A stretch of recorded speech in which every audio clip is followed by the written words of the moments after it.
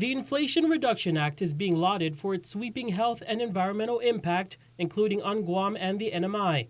President Joe Biden signed it into law, opening up offshore wind development to the territories for the very first time.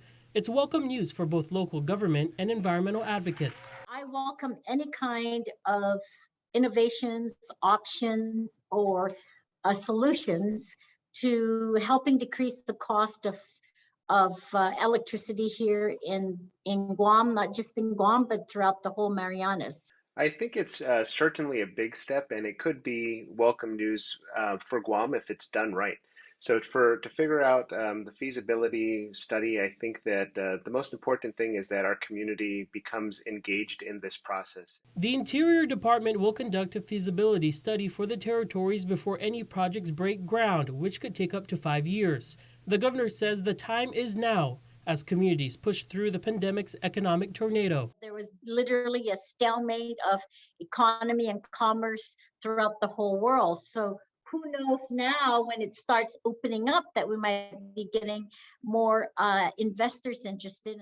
He says residents who fish and navigate the waters will also be important voices, especially since the island's coasts are different from the state's. Wind energy, something that makes Guam a little bit different from, let's say, the mainland, is that we don't have a continental shelf. So you could have shallow water for miles and miles out from the coast of California, but when you start swimming out or you take a boat off the coast of Guam, you're going to have very deep drop-offs very quickly.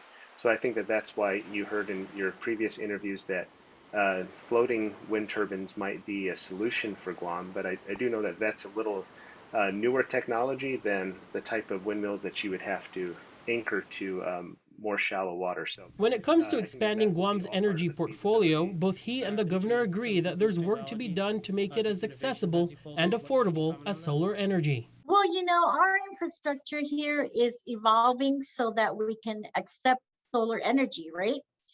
And so I don't want to not pursue a possible option of alternative energy. What I'd like to say is let's pursue it, and also let's pursue and get our infrastructure in place to make absorb, and it has the capacity to do it.